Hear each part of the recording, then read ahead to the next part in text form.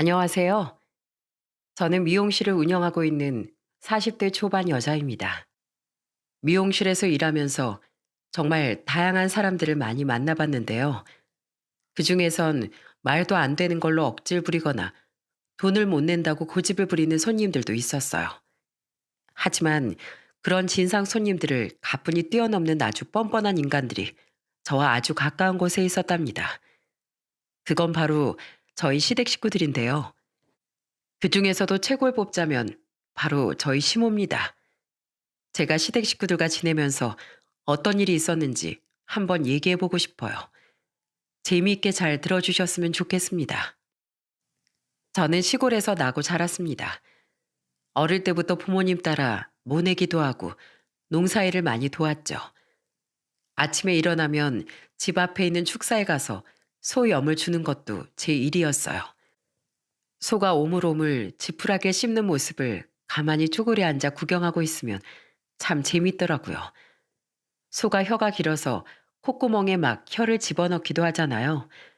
어릴 땐 그게 그렇게 웃겨서 깔깔대고 웃기도 했었답니다. 저는 가을만 되면 여기저기 참 많이도 불려다녔어요. 동네 친구들이나 언니 오빠들이 툭 하면 절 찾았거든요. 홍시야, 너 왜 여기 있어? 우리 집 앞마당 감나무에 달려 있어야지. 왜 여기 있냐고. 너무 무거워서 벌써 떨어진 거야? 뭐라고? 내가 왜 감나무에서 떨어져? 나 홍시 아니거든. 내 이름은 홍시가 아니라 강홍주야, 강홍주. 생각해보면 시골 생활은 참 정겹고 즐거웠던 것 같아요. 하지만 전 시골이 좋긴 했어도 사람이 많은 도시에서 살고 싶더라고요. 그래서 고등학교를 졸업한 이후엔 무작정 서울로 올라갔답니다. 그리고 식당 아르바이트를 하면서 미용 자격증 공부를 했어요. 서울에서 정착하려면 전문적인 기술이 있어야 할 것 같았거든요. 가족들 없이 혼자 지냈지만 외롭진 않았어요. 식당 아르바이트를 하면서 만난 친구가 한 명 있었거든요. 그 친구는 저랑 나이도 똑같고 저처럼 지방 출신에 서울로 올라온 시기도 비슷해 정말 말이 잘 통했죠. 식당 일이 끝나면 친구랑 같이 공원에 가서 있는데 하도 수다를 많이 떨다 보니까 걷다 보면 시간이 훌쩍 지나가곤 했어요. 그렇게 서울에서 지낸 지도 몇 년째 전 미용 자격증을 따서 미용실에 취직하게 되었고 그 친구도 작은 회사의 격리로 들어가게 되었답니다. 그렇게 각자 직장에서 열심히 일을 하던 중 친구가 남자친구가 생겼다는 거예요. 그런데 어느 날 저한테 이렇게 얘기하더라고요. 흥주야, 내 남자친구 친구 중에 괜찮은 사람이 한 명 있다는데 너 한번 만나볼래? 그렇게 친구의 소개로 전 공무원 준비를 하던 남편을 만나게 되었습니다. 남편은 참 순박하고 착실한 사람이었어요. 공무원이 되기 위해 열심히 공부하는 그 모습도 좋아 보이더라고요.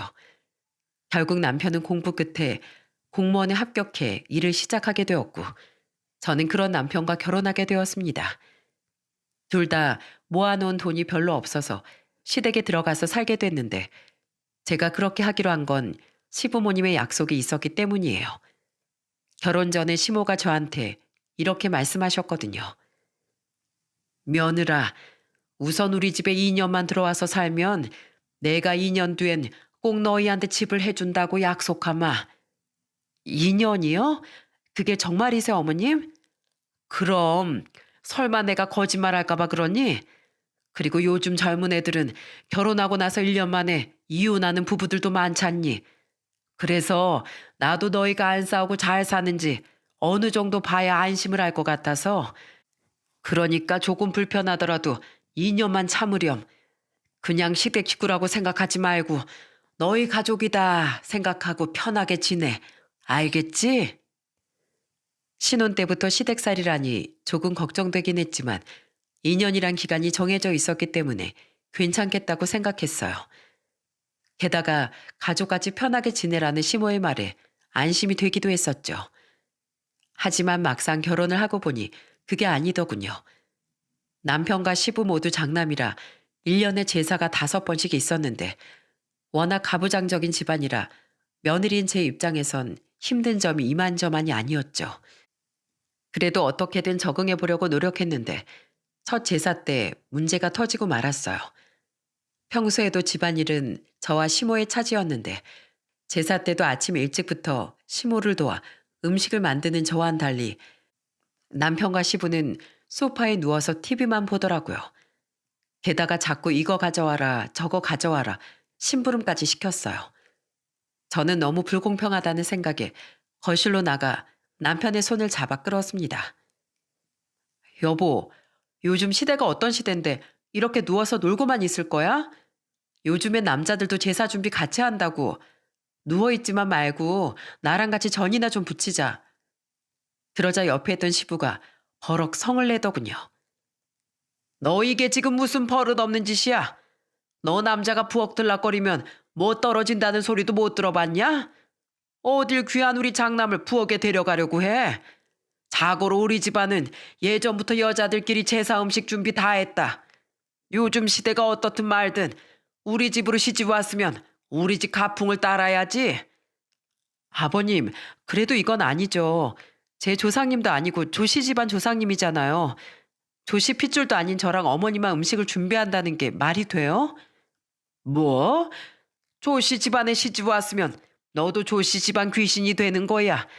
조상님들 모시는 건데 어디서 핏줄을 따져. 명수 너 부엌에 들어가기만 해봐라. 난 우리 집 장남이 손에 물 묻히는 거 절대 못 본다. 마누라한테 빌빌거리면서 사는 꼴 보기 싫으니까 정 도와주고 싶으면 이 집에서 나가. 에이, 아버지, 무슨 말씀을 또 그렇게 하세요.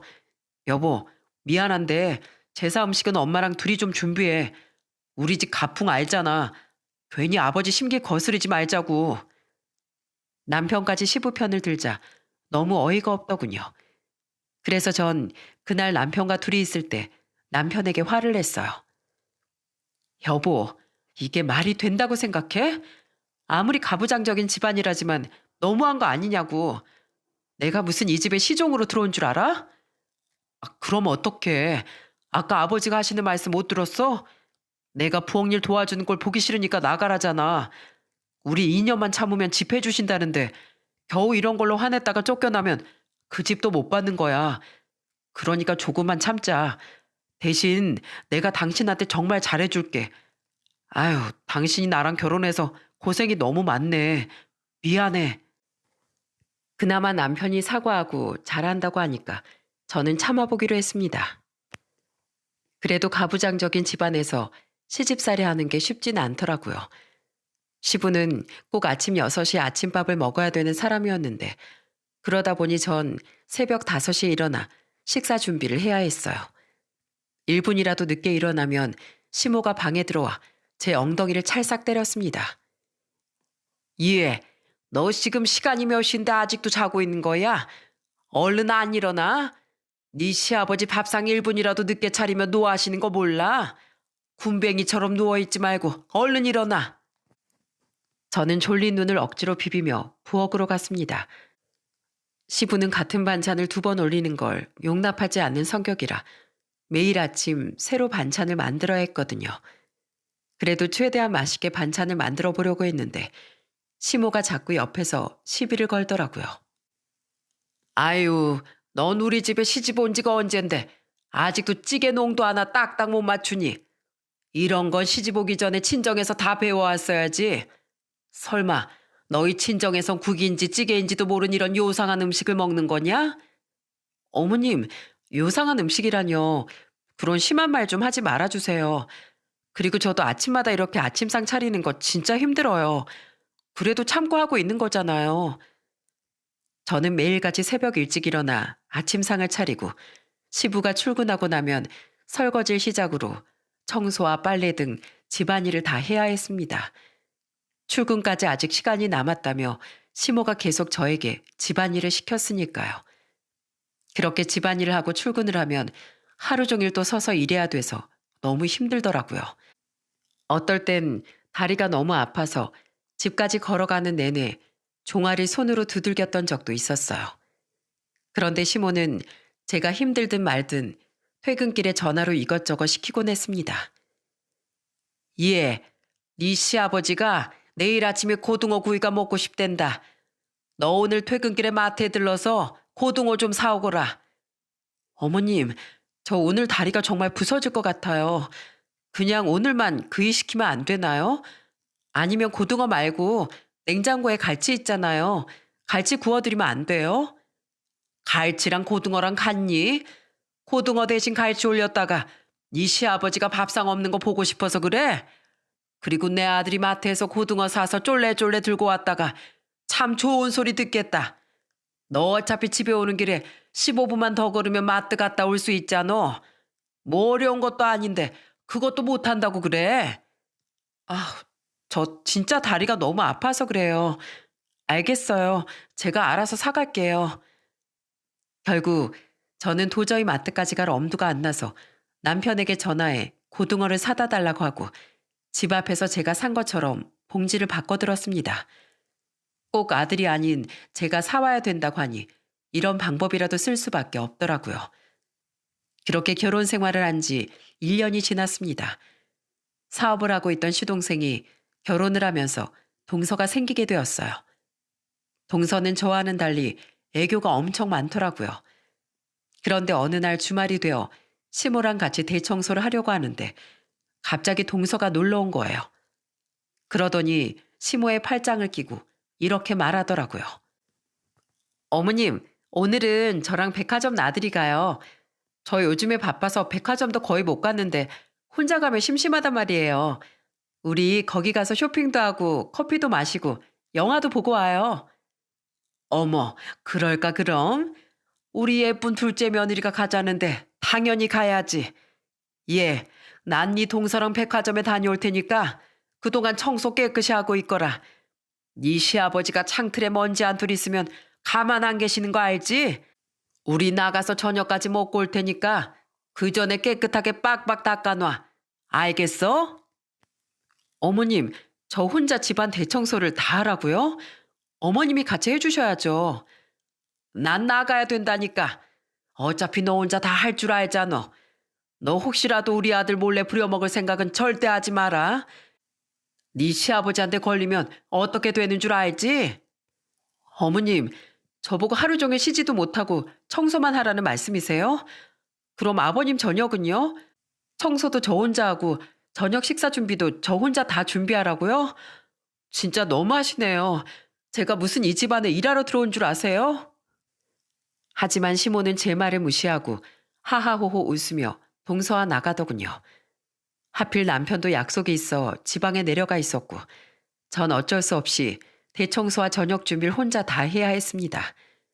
명절 때도 예외는 아니었어요. 적어도 명절 때만큼은 동서와 같이 일할 수 있을 거라고 생각했는데 그게 아니더라고요.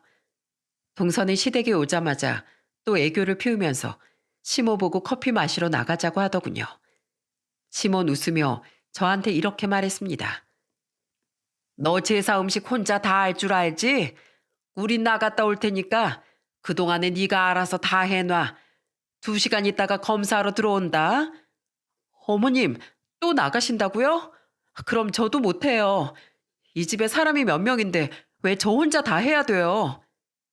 하지만 시몬은 또다시 제 말을 무시하고 나가버렸고 저는 집에 온 시누이들한테 얘기를 해봤습니다. 아가씨, 저랑 같이 음식 좀 해요. 이 집안에선 여자들만 일하는 거라면서요. 아가씨들도 여자니까 같이 해야죠. 새언니, 저 오늘 오랜만에 집에 와서 동네 친구 만나기로 했거든요. 저 바빠서 안 돼요. 그럼 막내 아가씨가 도와줘요. 어려운 건 제가 할 테니까 간단한 것만 도와주면 되잖아요. 네? 제가요? 저 그런 거 한 번도 안 해봤는데요. 그냥 언니가 다 해요. 언니 그런 거 전문이잖아요. 우리 엄마랑 같이 살면서 다 배운 거 아니었어요? 시누이들이 전부 다 못한다고 하니까 복장이 터지더군요. 저는 결국 남편을 끌고 왔어요. 하지만 남편도 이렇게 말하더군요. 여보, 내가 제사 음식을 어떻게 해? 우리 아버지가 보면 큰일 나. 나도 도와주고 싶은데 아버지 눈치 보여서 살 떨린단 말이야. 그러지 말고 오늘만 참아주라. 대신 내가 명절 끝나면 당신 좋은 데 데려가서 맛있는 거 사줄게.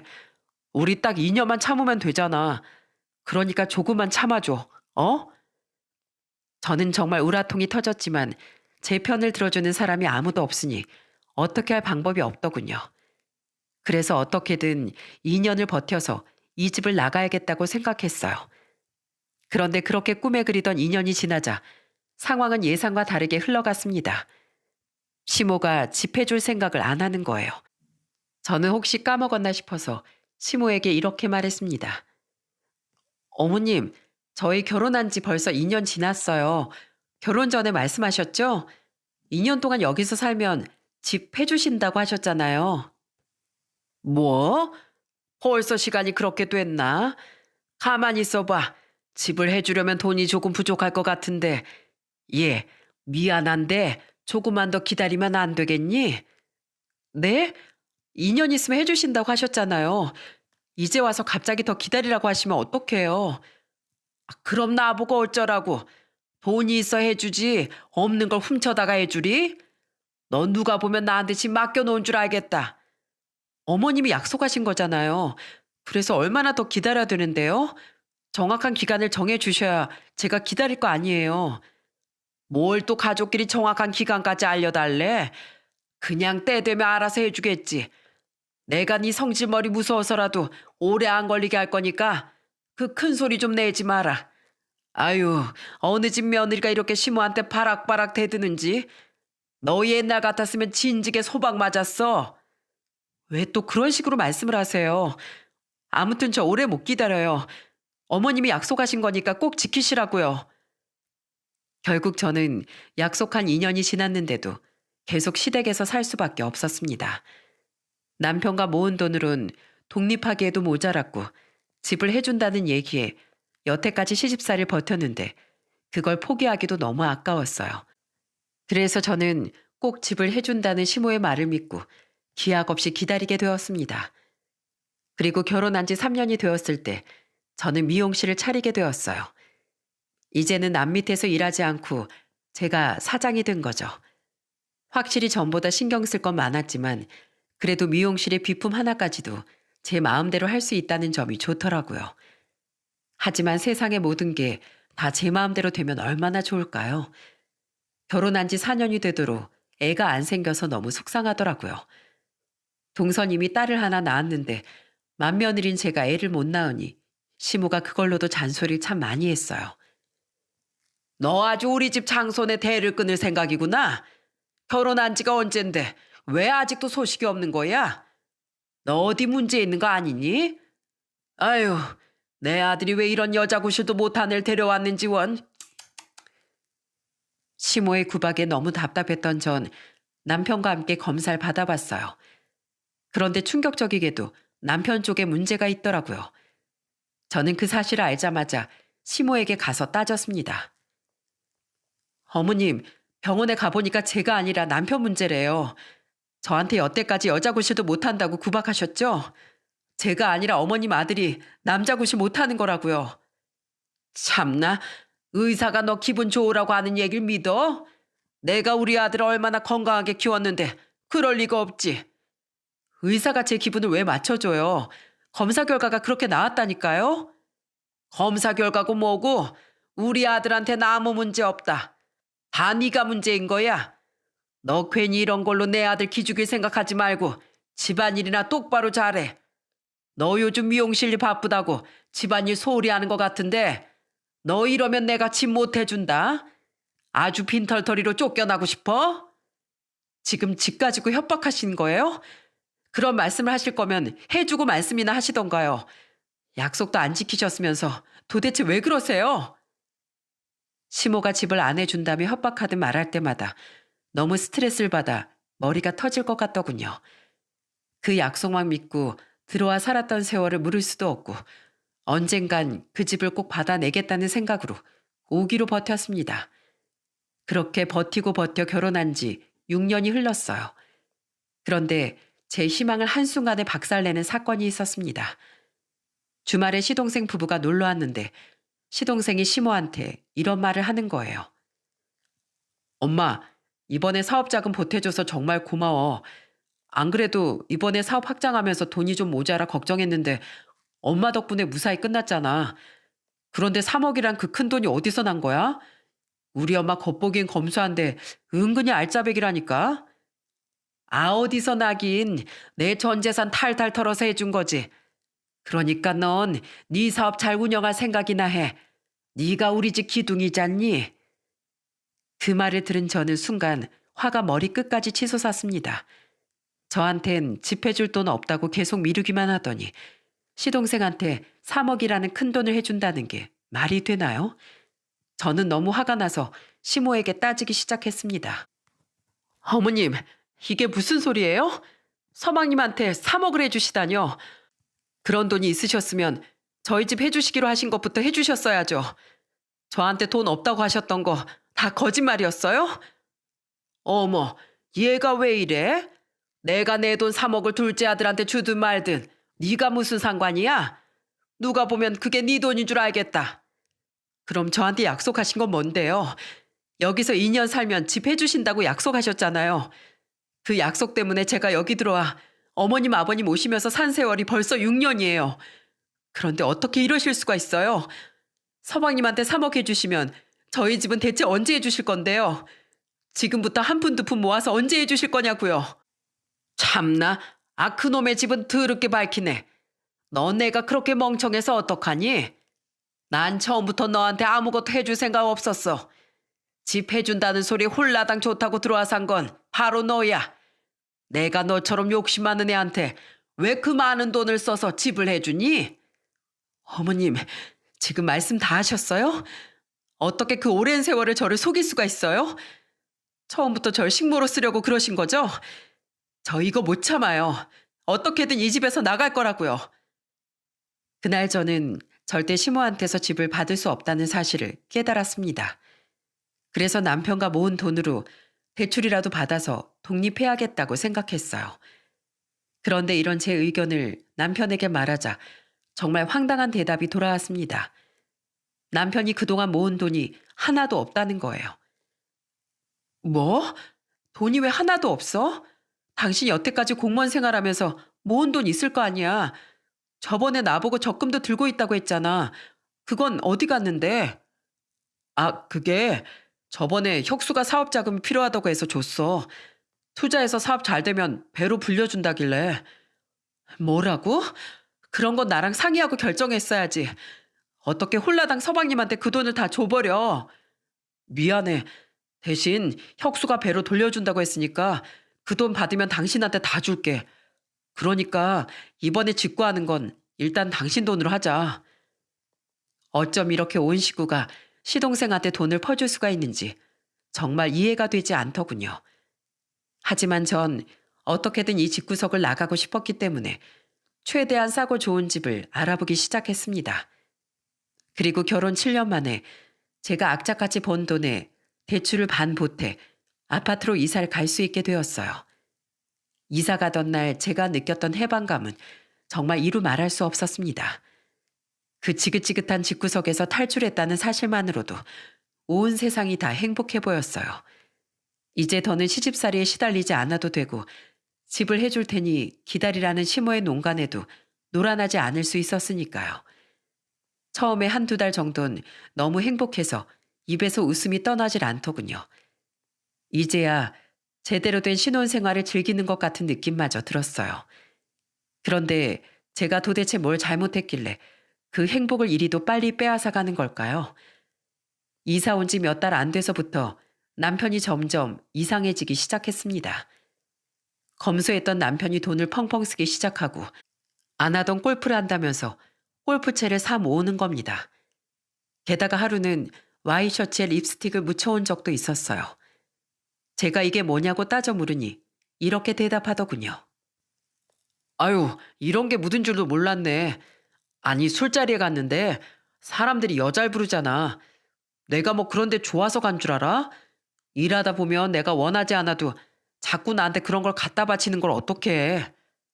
당신 공무원이 이래도 되는 거 맞아? 도대체 밖에서 뭘 하고 다니는 거야? 뭘 하긴 내가 뭘 해. 내 일은 내가 알아서 해. 당신이 신경 좀 쓰지 마. 내가 어떻게 신경을 안 써.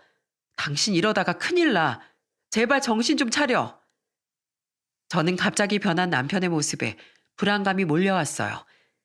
그런데 그 불안감은 머지않아 현실이 되고 말았습니다.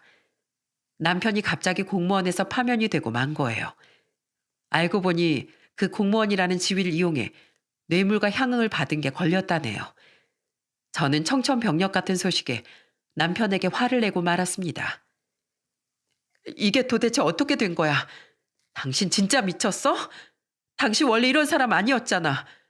그렇게 청렴결백하던 사람이 어떻게 뒷돈을 받을 수가 있어? 원래 공무원들 다 그렇게 사는 거야. 나만 그런 줄 알아? 내가 재수없게 걸린 것뿐이지. 이번에 안 걸렸으면 떵떵거리면서 잘 살 수 있었다고. 당신 진짜 제정신 아니야. 그럼 이제 어떡할 건데? 계속 이렇게 백수로 지낼 거야? 다른 일이라도 구해봐야 될 거 아니야. 야, 나도 좀 쉬자. 여태까지 몇 년 동안 쉬지도 못하고 일했는데 이번 기회에 좀 쉬면 덧나냐? 어차피 당신이 미용실에서 버는 돈으로 우리 생활비 충분히 감당하고도 남잖아. 어차피 조금만 쉬고 일 구할 거니까 제발 그 닥달 좀 하지 마. 하지만 남편은 조금만 쉰다는 말과는 달리 계속 백수 생활을 유지하더군요. 집에서 뒹굴거리면서 배나 벅벅 긁고 있는 걸 보면 우라통이 치밀었어요. 저 인간을 반품해야 하나 하는 생각이 하루에도 수십 번 머릿속에 떠올랐죠.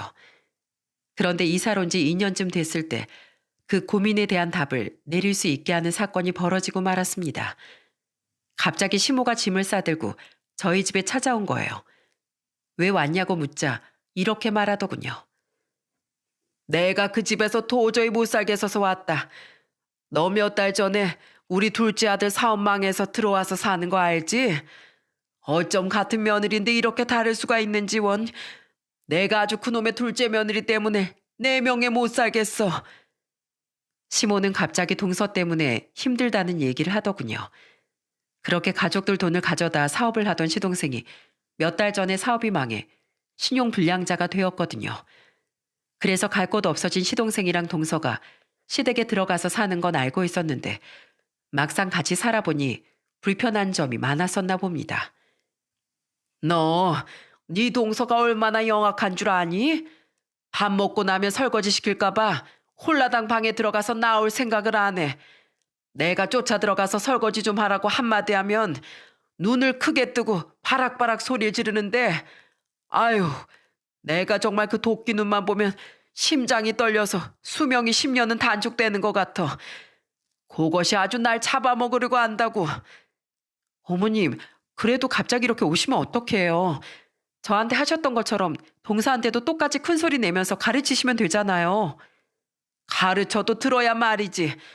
내 말은 귓등으로도 안 듣고 지 마음대로만 행동하는데 아주 속이 터져 죽겠다. 네 시애빈 맨날 아침마다 반찬 새로 해놓으라고 난리지. 네 동성 코까지 골면서 일어날 생각을 안 하지. 다 늙은 내가 새벽부터 혼자 아침 준비하느라 아주 허리가 끊어질 것 같아. 게다가 그뿐인 줄 아니? 네 시아버지가 오이무침 먹고 싶다 그래서 사다 놓은 오일 홀라당 잘라다가 지 얼굴에 다 붙이고선 피부 관리한다고 들어누워서 잠이나 자는 애야 걔가. 나가서 새로 사오라 그래도 듣지도 않고 내가 아무리 소리 지르고 난리를 쳐도 눈 하나 깜짝 안 한다니까. 게다가 또 지엔 나보고 보랜다. 내가 이 나이에 생활비도 안 받는데 육아까지 해야겠니? 나 그런 데선 한순간도 있고 싶지 않어. 아휴, 그런데 여기 오니까 숨통이 아주 탁 트이는 게 역시 난 둘째 며느리보단 너랑 잘 맞는 것 같구나. 그래 엄마, 이왕 오신 김에 푹 쉬다 가세요. 집이 넓어서 엄마 한 명 있는다고 문제될 것도 없는데요 뭐. 그치? 여태까지 계속 같이 살았는데 불편할 것도 없고 좋지 뭐. 나 여기서 딱 일주일만 살다가 아마 휴가라고 생각하고 쉬다 가야겠어. 어머님, 정말 일주일만 있다 가실 거죠? 아버님도 기다리고 계실 텐데 너무 오래 계시지 마세요. 아시겠죠? 짐까지 싸서 온 시모를 쫓아낼 수도 없고 전 딱 일주일만 참기로 했습니다. 하지만 역시나 시모는 제 기대를 저버리지 않더군요. 일주일이 지났는데도 집에 갈 생각은 안 하고 오히려 이런 식으로 말을 하는 거예요. 예, 맨날 바닥에서 이불 깔고 누워서 잤더니만 허리가 좀 아프구나. 그러지 말고 내가 쓸 침대 하나만 사줘라. 돌침대가 뜨끈하고 좋다던데 뭐 그런 걸로 알아봐주면 더 좋고. 어머님, 일주일 있다 가신다면서요. 어차피 다시 집에 돌아가실 텐데 침대를 뭐하러 사요? 어머, 너 설마 정말로 날 일주일 있다가 보낼 생각이었니? 예, 너랑 나랑은 한 몸이야. 여태까지 같이 살았으면 앞으로도 쭉 같이 살아야지. 넌 날 죽을 때까지 모셔야 돼. 그게 네 운명이야. 전 그 말에 순간 눈이 돌아버리는 줄 알았습니다. 제가 그 집을 탈출하기 위해 대출까지 받아서 산 집인데 여기에 또다시 시모가 눌러앉는다고 생각하니까 미칠 것 같더라고요. 그런데 더 웃긴 건 남편의 반응이었습니다. 시모를 말리긴커녕 오히려 맞장구를 치더라고요. 그래, 엄마랑 같이 살면 딱 좋네. 엄마, 이 사람이 완전 현모양처에다가 1등 며느리감이잖아. 그런데 설마 엄마를 내치겠어? 돈도 잘 버는데 엄마랑 나한테 용돈도 주면서 같이 살면 진짜 좋겠네. 퇴근하고 심심하면 우리가 놀아주면 되고 얼마나 화목하고 좋아. 저는 그 순간 그동안 고민하던 것에 대한 답을 내리고 말았습니다. 바로 남편과 이혼하겠다는 답이었죠. 하지만 제가 여태까지 고생했던 세월이 너무 억울해서 그냥 조용히 이혼하고 싶진 않았어요. 뭐라도 복수하고 끝내고 싶었죠.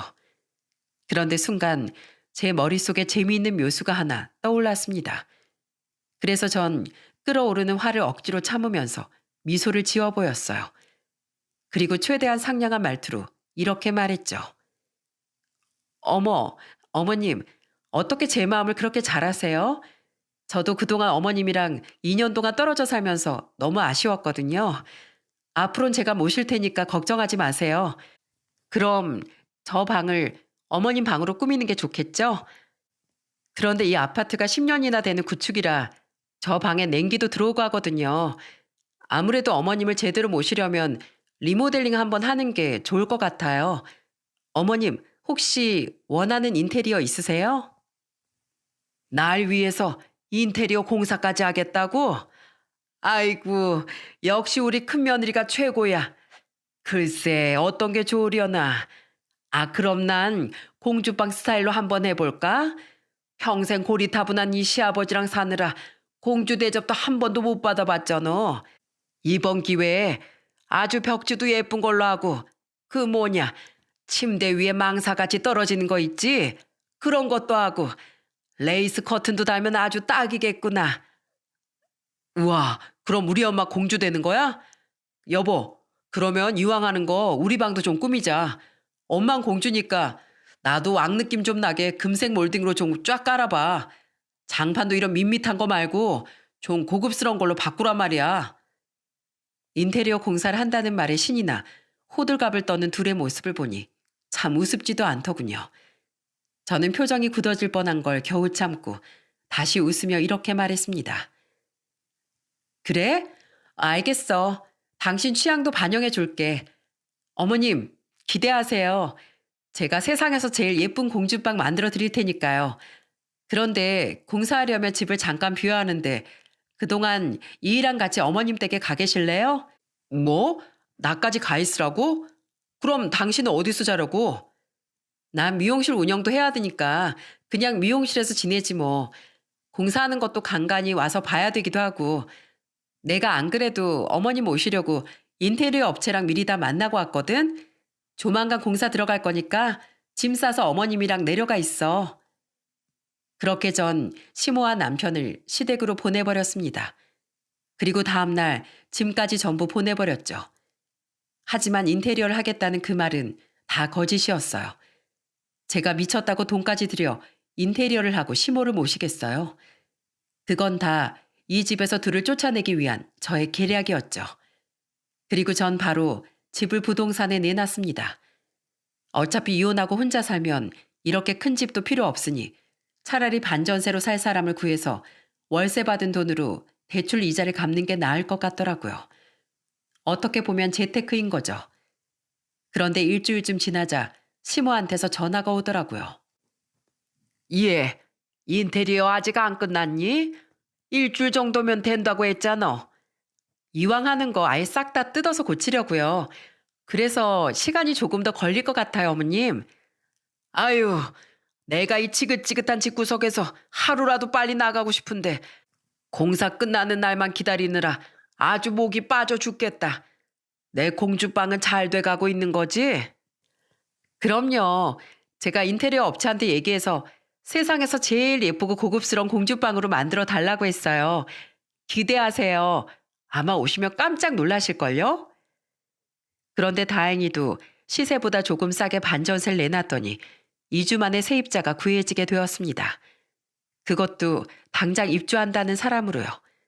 저는 그날 바로 시댁으로 선물 하나를 보냈어요. 그리고 시모에게 전화해서 이렇게 말했죠. 어머님, 기다리느라 힘드시죠? 제가 오늘 어머님한테 깜짝 선물 하나 보냈거든요.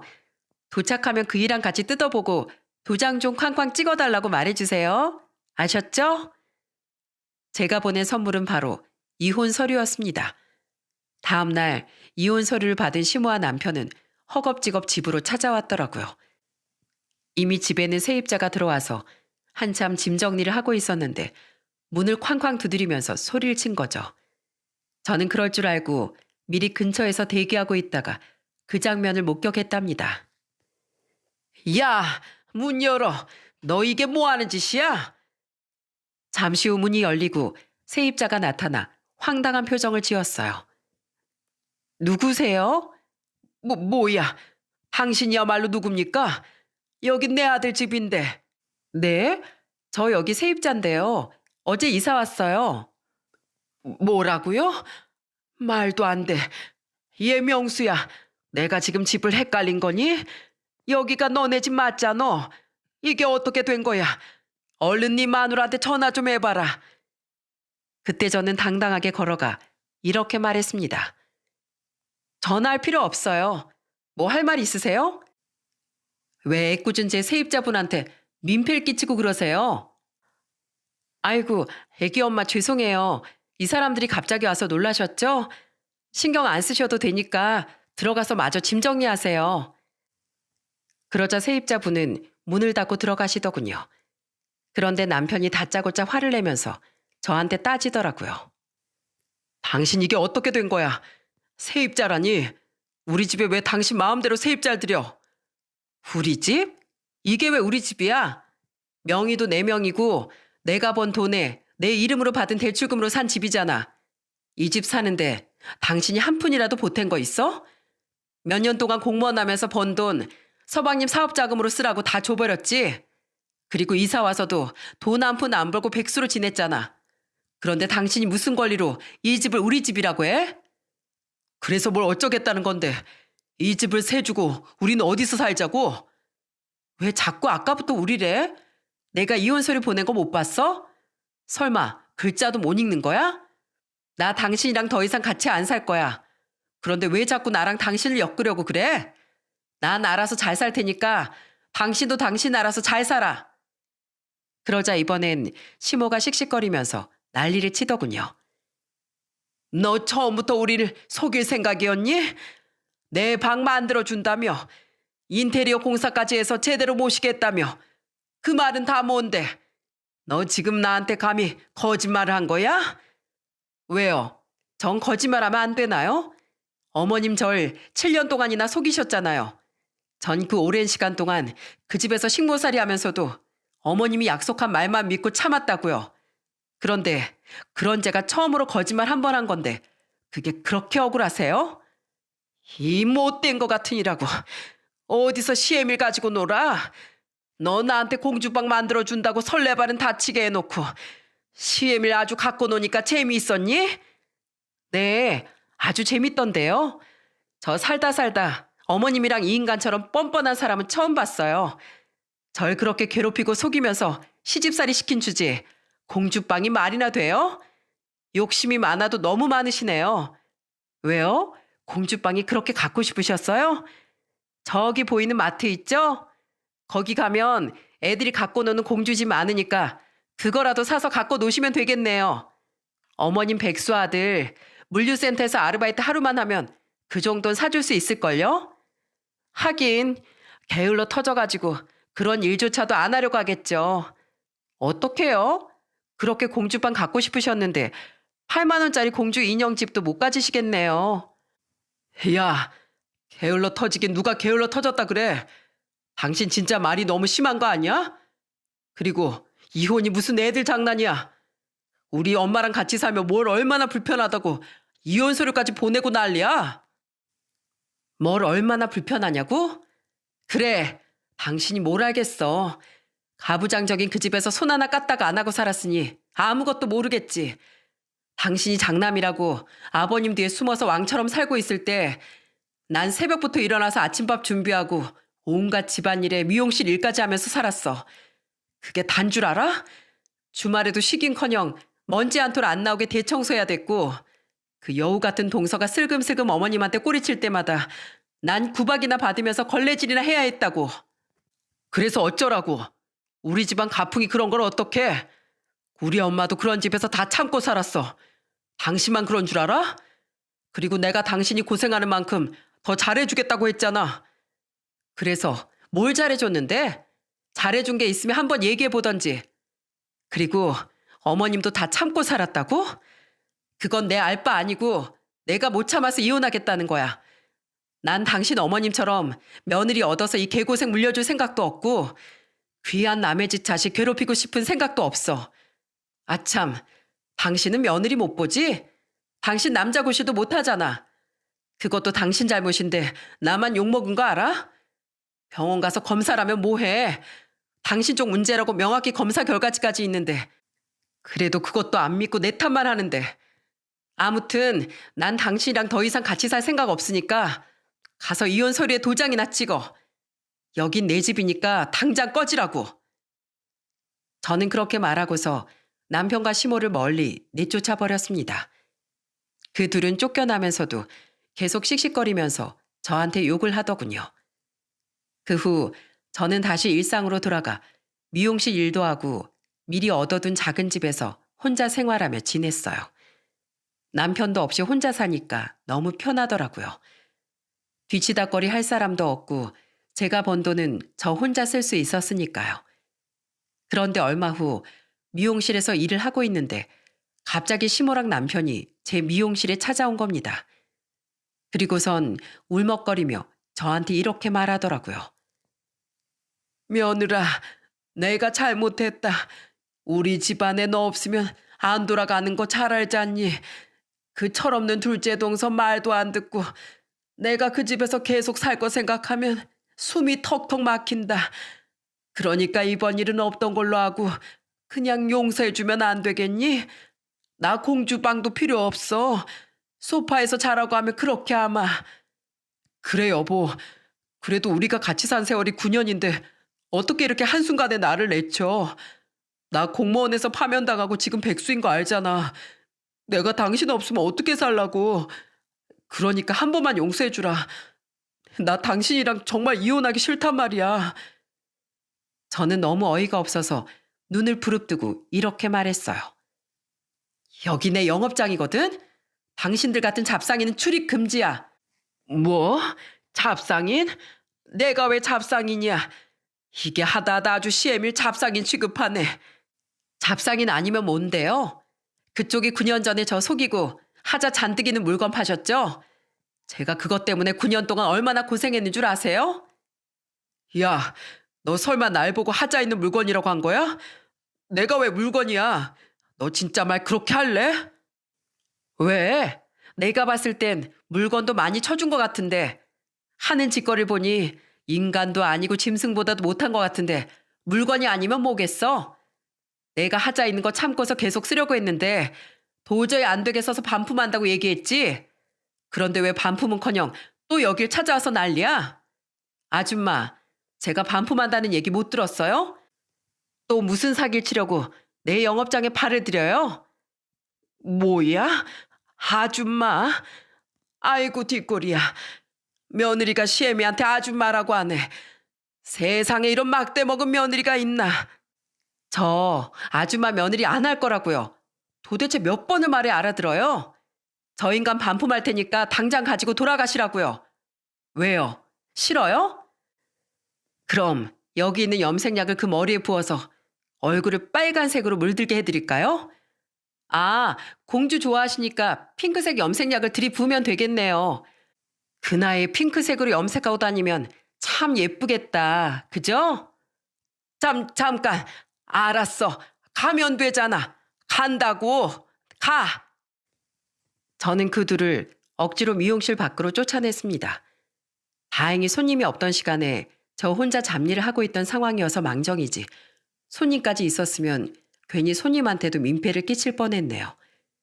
그 후에도 남편은 몇 번이나 저에게 이혼하지 말아달라고 애원했지만 저는 번번이 꺼지라고 답해줬고 결국 이혼을 하게 되었답니다. 다행히 남편이 결혼 생활 동안 본인이 번 돈을 다 시댁에 퍼주고 최근에 경제활동을 하지 않았던 게 인정되어 재산을 나눠줄 필요도 없이 이혼을 하게 되었어요. 그렇게 이혼을 한 지도 2년이 지났네요. 저는 이혼 후 혼자 살며 여유로운 생활을 만끽하고 있답니다. 미용실 수입이 짭짤한 데다 제가 사치하는 스타일도 아니다 보니 혼자 먹고 사는 데는 전혀 지장이 없더라고요. 대출도 꼬박꼬박 갚고 있고 적금도 붓고 있어요. 대출을 다 갚고 나면 아파트도 온전히 제 거가 되니 노후 걱정도 없다는 생각이 드네요. 얼마 전엔 오랜만에 친정에 내려가서 엄마 아빠한테 염색도 해드리고 머리도 예쁘게 잘라드렸어요. 저희 부모님도 여자가 능력 있으면 혼자 살아도 괜찮다면서 응원해 주시더라고요. 아참, 그 인간들은 어떻게 됐는지 궁금하시죠? 저희 손님 중에 시모랑 건너 아는 분이 있어서 얘기를 들었는데 아주 가관도 아니더라고요. 전 남편과 시동생은 아직도 백수 상태고 동선 이렇게 구질구질하게 못 산다며 애까지 데리고 이혼해서 나가버렸다고 하네요. 게다가 전 시부도 은퇴하고 집에 있는데 전 시모가 남자 셋을 수발드느라 아주 죽을 지경이라고 해요.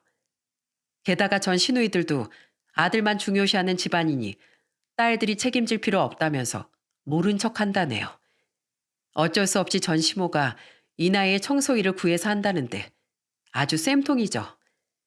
남의 집 귀한 자식인 절 데려다 집을 미끼로 속이고 식모처럼 부려먹었던 그 집안 사람들에겐 정말 마땅한 결과라고 생각해요. 고대 그리스의 신 호메로스가 이런 말을 했대요. 죄악에는 허다한 도구가 있지만 그 모든 것에 공통적으로 적용되는 건 거짓말이다. 나쁜 사람들이 그만큼 거짓말을 흔히 쓴다는 뜻이겠죠. 저를 7년간이나 속인 그 집안 식구들도 여기에 해당되는 인간들인 것 같네요. 여러분, 제가 이혼하고 혼자 살아보니까 혼자 사는 것도 꽤 괜찮은 것 같아요. 지금 제 사연을 들으시는 분들 중에서 저처럼 이혼하고 혼자 지내시는 분들도 있을 것 같은데 저처럼 씩씩하고 밝게 지내셨으면 좋겠어요. 따뜻한 봄이 오면서 꽃가루가 슬슬 날리는 것 같아요. 기관지 건강에 항상 조심하시고 행복한 하루 보내셨으면 좋겠습니다. 제 이야기에 귀 기울여 주셔서 감사합니다.